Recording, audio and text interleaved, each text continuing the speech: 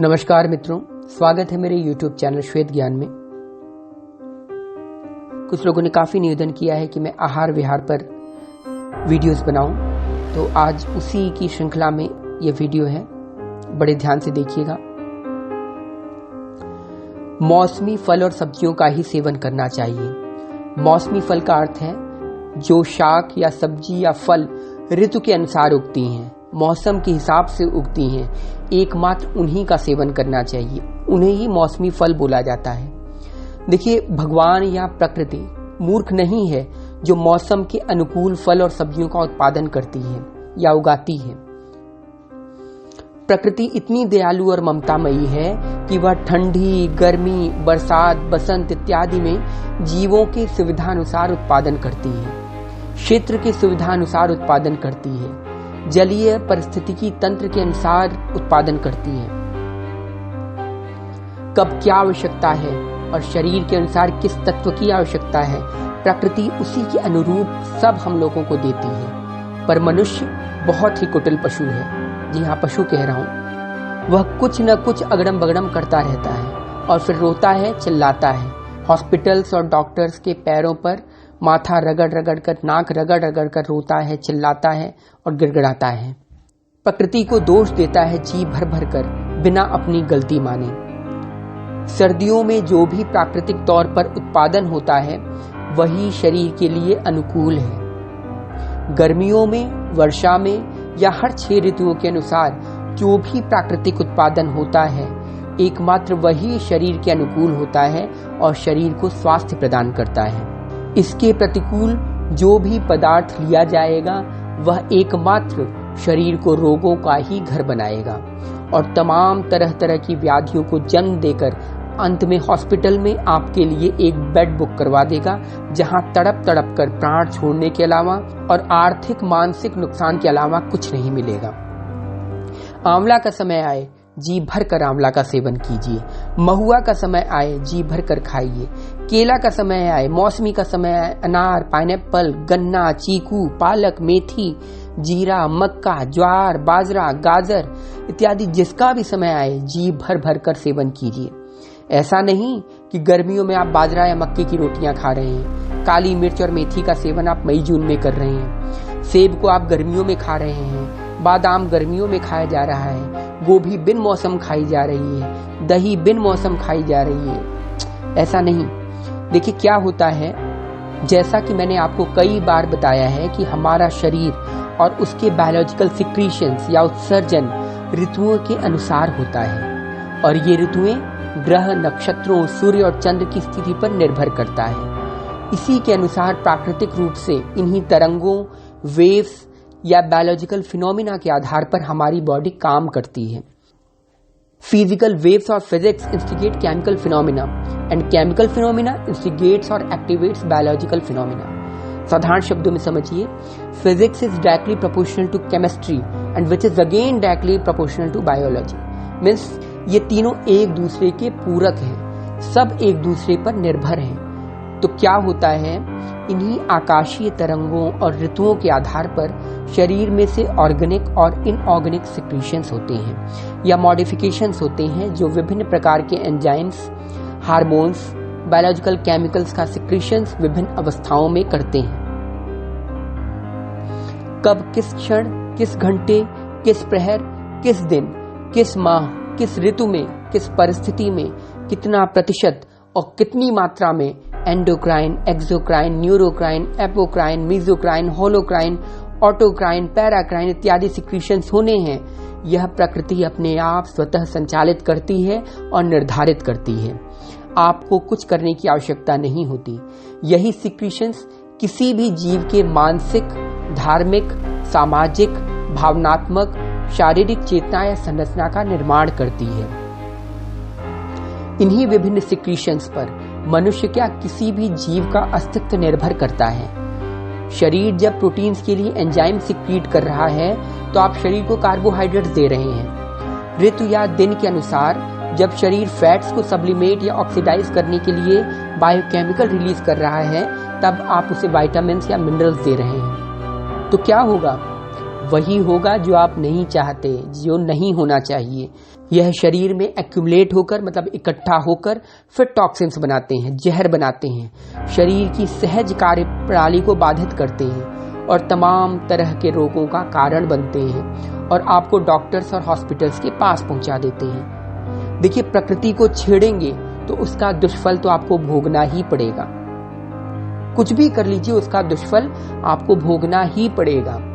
इन्हीं के कारण चिड़चिड़ापन, अनिद्रा, अधक पारी, बात बात पर क्रोध, डिप्रेशन, डायबिटीज, छोटी छोटी बात पर डिप्रेशन, मानसिक विक्षिप्तता, कैंसर से लेकर तमाम तरह की ऊल जूल बीमारियां हम पाल लेते हैं। आजकल ज्यादा मुनाफा कमाने के लिए लोग 2 महीने पहले या बाद में कंट्रोल्ड एटमॉस्फेयर या आर्टिफिशियल कंडीशन एनवायरनमेंट में ऐसी सब्जियां या फल उगाते हैं जो उस सीजन की नहीं होती।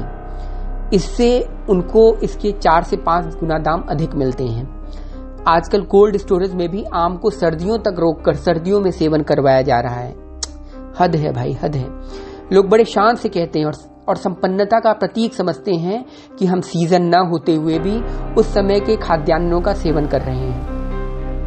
ये बहुत बड़े वाले होते हैं। इनसे बड़ा मूर्ख कदाचित मुझे कोई नजर नहीं आता है। फिर यही लोग लाखों देकर हॉस्पिटल्स और डॉक्टर्स को समृद्ध बनाते हैं।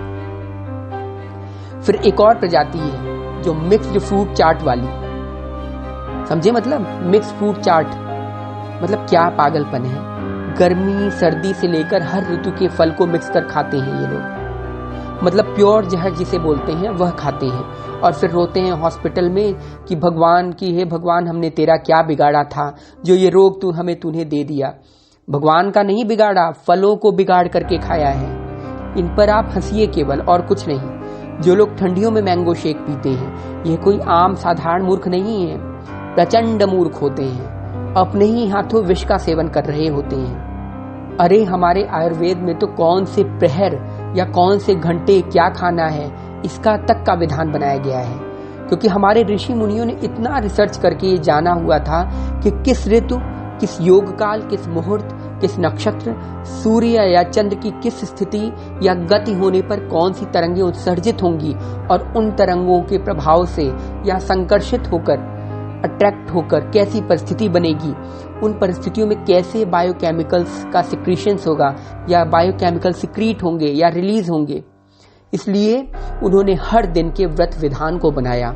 प्रदोष, एकादशी, त्रयोदशी, पूर्णिमा, अमावस्या, पंचमी, नवरात्रि, शिवरात्रि आदि हर दिन कोई न कोई उत्सव या व्रत है और हर व्रत के अनुसार भोजन सामग्री के विधि निषेध है। जैसे एकादशी के दिन चावल नहीं खाना, बृहस्पतिवार के दिन चना दाल और गुड़, इस दिन ये खाना, इस दिन ये नहीं खाना।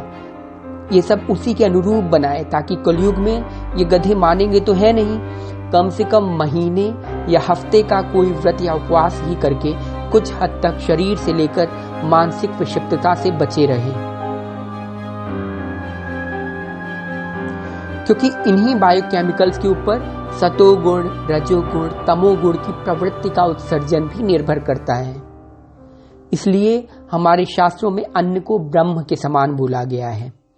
अगर हम अन्न के नियम, विधि, निषेध का अनुपालन सही सही करने में लग जाएं, तो हमारे शरीर में से ऐसे तत्वों का सिक्रीशन होगा जो समान रूप से इन गुणों को प्रभावित करने वाले अवयवों को निकालकर मनुष्य की चित्त वृत्ति नियंत्रित रखेंगे, जिससे वह साधना में मन लगाकर अपना कल्याण मार्ग पर चलकर अपने उद्देश्य की प्राप्ति कर सके।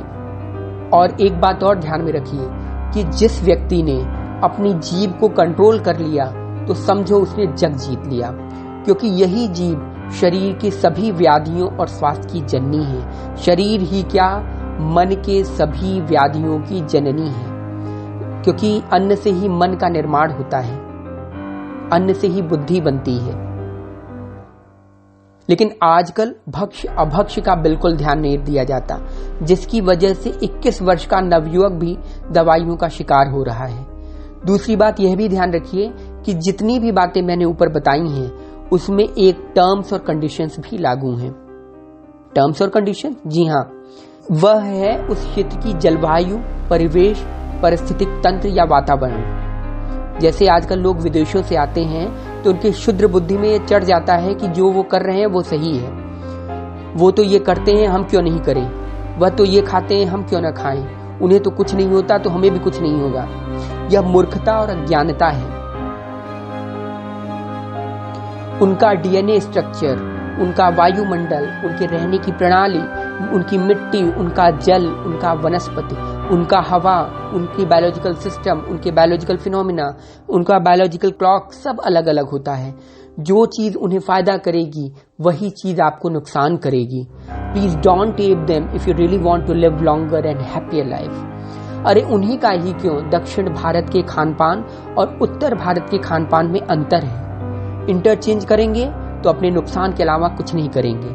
कश्मीर वाले राजस्थान के भोजन सिस्टम या नियम करने लगेंगे तो मरेंगे ही, और वाइस वर्सा। इसलिए खान पान सही कर लीजिए। विश्वास मानिए, सभी हॉस्पिटल्स और डॉक्टर्स या फार्मा कंपनीज रोड पर आ जाएंगी। तो मुख्य बात यह है कि मौसमी फलों और सब्जियों का ही सेवन करें। बिन मौसम की सब्जियों या जबरदस्ती कंट्रोल्ड कंडीशन में उगाई हुई सब्जियां या कोल्ड रूम से लाई गई सब्जियों फलों का बहिष्कार करें। ये महंगी भी मिलती हैं और आपके जीवन को हॉस्पिटल के बेड पर सुलाकर आपको महंगे बिल्स ही देती हैं। इसलिए सही चीज का ज्ञान होना अत्यंत आवश्यक है। अपने स्वास्थ्य का ध्यान रखें और आर्थिक, शारीरिक, मानसिक और सामाजिक परेशानियों से बचकर अपनी उन्नति करें। अगर यह वीडियो आपको ठीक लगा तो कमेंट करके बताइएगा, ताकि मुझे भी पता चल सके कि ऐसे वीडियोस में आपका इंटरेस्ट है या नहीं। तभी इन वीडियोस में और गूढ़ जानकारी डाल सकूंगा। अभी तो मोटा मोटा बता दिया गया है। और कोई प्रश्न हो तो आप पूछ सकते हैं कमेंट के माध्यम से। बाकी का आप इसको लाइक, सब्सक्राइब और शेयर अवश्य कीजिए, ताकि जन जन तक यह बात पहुंचे और हमारा भारतवर्ष स्वस्थ और संपन्नता की राह पर चल सके। तब तक के लिए बहुत बहुत धन्यवाद।